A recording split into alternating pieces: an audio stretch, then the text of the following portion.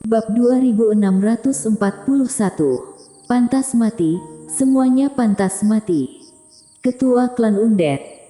Yoshi Huang sedikit mengernyit dan terdiam sejenak, lalu dia berkata, "Silahkan." Tak lama kemudian, seorang pria paruh baya memasuki aula. Orang yang datang adalah Danur Feng, ketua Klan Undead. Jika warrior yang ada di sini, dia pasti akan terkejut. Karena sebelumnya ketika Tako pergi mengejar untuk membunuh orang ini, tampaknya dia tidak berhasil dan pihak lain terus melarikan diri. Selain itu, karena Tako ingin membantunya, jadi Tako tidak membunuh ketua klan Undead ini. Sejak saat itu, Undead dan ketua klan Undead seperti menghilang dalam waktu dan tidak pernah muncul lagi. Tapi sekarang, mereka muncul lagi. Ketika ketua klan Undead, Danur Feng memasuki aula, mata semua orang di lapangan tiba-tiba tertuju padanya. Niatnya tak tertebak. Ini adalah pemikiran orang-orang. Si Buro juga melirik Danur Feng, agak terkejut. Yoshi Huang berkata, "Apa tujuan yang mulia datang ke sini?"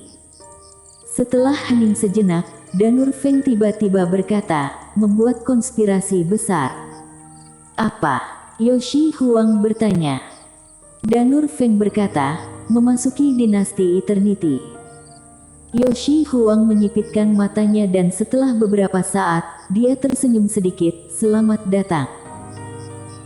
Di langit berbintang yang tak berujung, pedang pengendali milik warrior yang sedang berpacu dan cahaya pedang melintasi luasnya langit berbintang yang meninggalkan bekas pedang yang dalam. Dunia Ming. Kali ini, targetnya adalah dunia Ming yang legendaris. Sebenarnya dia juga ingin melihat dunia Ming. Ini adalah ruang yang dibuka oleh alam takdir, jadi pasti berbeda dengan ruang lain.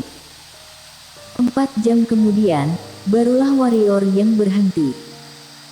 Pada saat ini, dia sudah berada di ruang yang gelap gulita dan di luar ruang yang gelap gulita ini, dia samar-samar bisa melihat sedikit cahaya bintang. Warrior yang melihat sekeliling, jangan-jangan dunia Ming ada di sini. "Ayo lewat sini." Tiba-tiba terdengar suara wanita bergaun hitam. Warrior yang ragu-ragu, lalu berkata, "Mengapa aku merasa tempat ini tidak normal? Apakah yang kamu takuti?"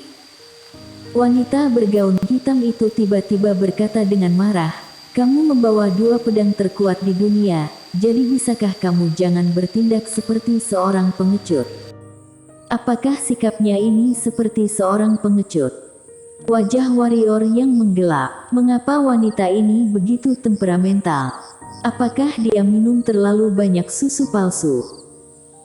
Setelah beberapa saat, warrior yang terus berjalan ke depan, karena dia menemukan bahwa memang tidak ada yang perlu ditakutkan karena sekarang dia memiliki 2 pedang. Selama dia tidak bertemu dengan monster tua dan semacamnya, seharusnya tidak menjadi masalah besar. Setelah berjalan tidak lama, warrior yang merasa semakin ada yang salah, karena dia merasakan suasana misterius di sekelilingnya. Pada saat ini, helaan napas berat terdengar tiba-tiba di telinga warrior yang. Warrior yang. Suara langkah kaki tiba-tiba datang dari kejauhan. Warrior yang sedikit mengernyit. Saat berikutnya, pikirannya bergerak sedikit dan pedang terbang keluar dari pinggangnya. Tiba-tiba terdengar suara robekan di kejauhan dan pada saat yang sama, kegelapan di kejauhan diterangi oleh cahaya pedang, yang membuat warrior yang berhasil melihat satu monster. Monster itu mirip dengan manusia, tetapi kulitnya kering, seperti mumi, lalu memiliki tinggi hampir 3 kali lipat dari rata-rata orang pada umumnya dan tangannya sangat panjang hingga hampir bisa mengepel lantai.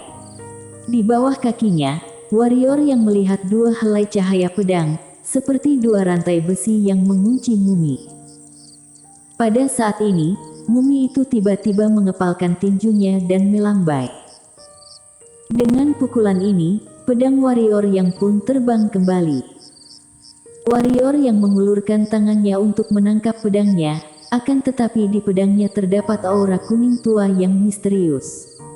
Aura kuning tua ini sedang berusaha merusak pedangnya, tapi sayangnya aura kuning ini tidak berhasil merusaknya, melainkan dikejutkan oleh cahaya pedang.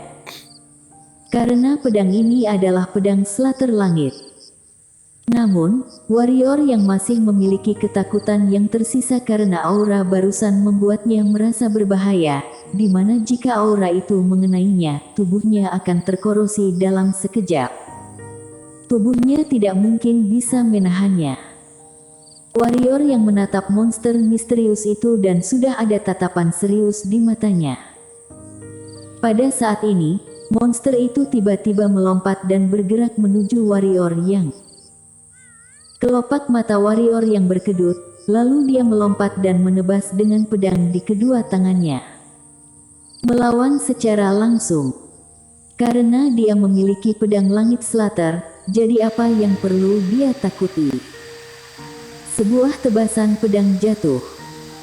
Sebuah bayangan terbang keluar dan bayangan ini adalah warrior yang terpukul mundur ribuan kaki jauhnya. Begitu dia berhenti, dia menyemburkan seteguk darah.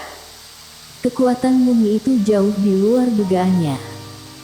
Warrior yang menatap monster yang tidak jauh dari sana dan bertanya dengan suara yang dalam, "Monster apa ini?"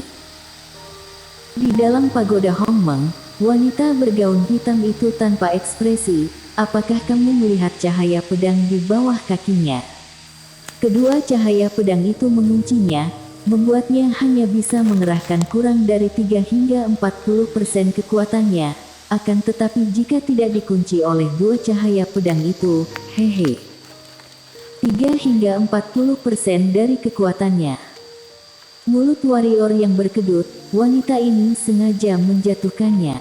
Namun, monster di depannya memang cukup kuat. Pada saat ini, monster di kejauhan menyerbu ke arahnya lagi. Kelopak mata warrior yang berkedut dan ketika dia akan menembak, Yana tiba-tiba muncul di depannya.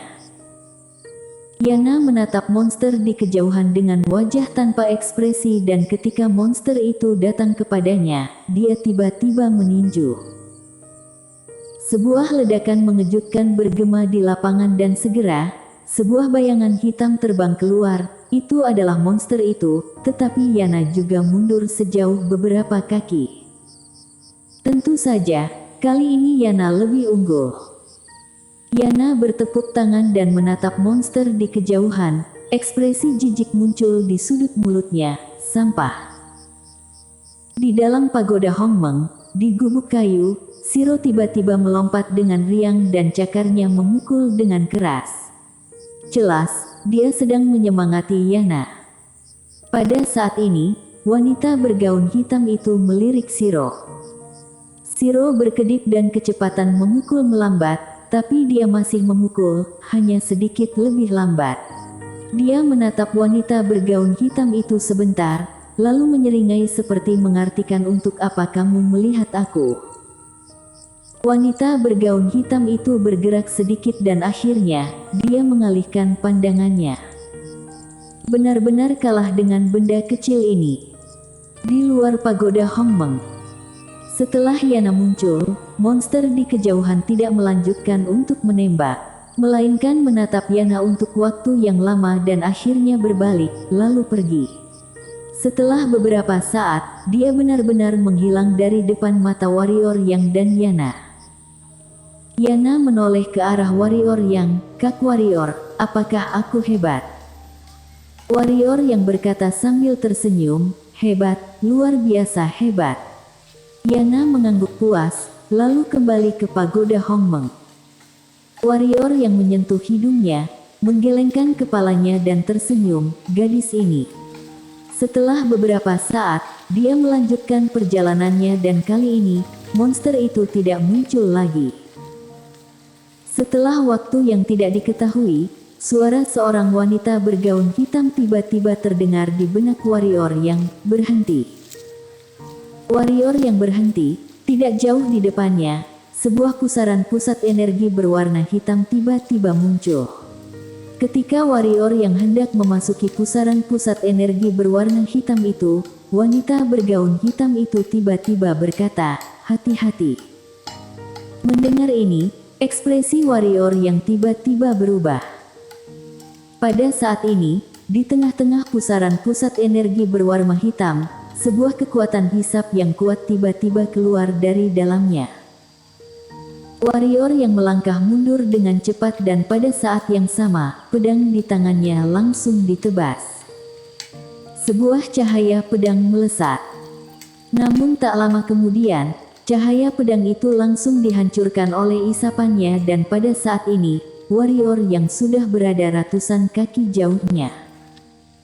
Begitu warrior yang berhenti, tiba-tiba ruang di sekitarnya bergetar. Kemudian, dia menemukan bahwa ruang di sekitarnya diperkuat lapis demi lapis. Dalam sekejap, ruang di sekitarnya telah diperkuat ke tingkat yang sangat menakutkan. Tidak hanya itu, dengan dia sebagai pusat, 10 bendera tiba-tiba muncul dari segala arah, dalam berbagai warna. Begitu 10 bendera ini muncul, beberapa perubahan terjadi di seluruh dunia. Tertutup. Perasaan warrior yang adalah bahwa ruang di mana dia berada saat ini telah menjadi ruang tertutup. Semuanya ditutup. Sama saja artinya dengan ruangan yang dia berada sekarang sama dengan berada di tanah eskatologi. Tak perlu dikatakan, kali ini pasti tanah eskatologi. Hanya tanah eskatologi yang bisa begitu hebat. Benar saja, di pusaran hitam, keluarlah seorang pria paruh baya. Pria ini adalah pondok dewa yang sudah berkali-kali berurusan dengannya. Dan di balik pondok dewa ini, orang-orang keluar satu demi satu. Setelah beberapa saat, 12 orang muncul di sisi kiri dan kanan pondok dewa. Masing-masing dari mereka adalah master alam takdir dan beberapa dari mereka terlihat familiar, seperti Wilski Sui. Pada saat ini, Yana muncul di samping warrior yang. Yana menatap dingin ke arah pondok dewa dan yang lainnya di kejauhan, wajahnya tanpa ekspresi, tapi matanya berubah dari normal menjadi merah. Pada saat ini, dia tidak diragukan lagi adalah waktu yang paling berbahaya. Pondok dewa dan yang lainnya juga melihat Yana. Ketika mereka melihat Yana, pondok dewa dan yang lainnya memiliki ketakutan yang mendalam di mata mereka, karena mereka pernah merasakan langsung kengerian gadis kecil ini.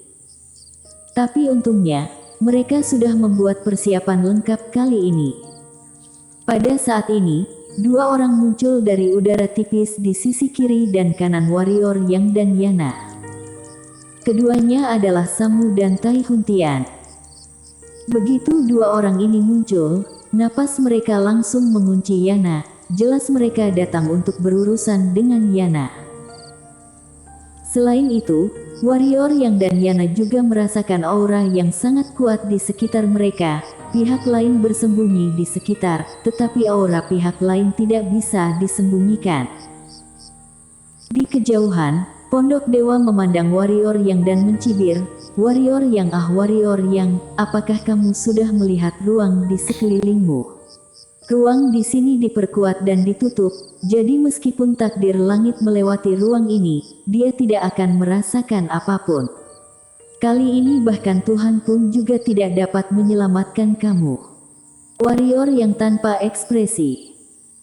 Di dalam pagoda Hongmeng, di gubuk kayu, wanita bergaun hitam itu memasang wajah marah dan niat membunuh di matanya. "Sekelompok orang-orang sialan, aku ini hanya ingin pulang. Sialan, pantas mati, semuanya pantas mati." Bersambung.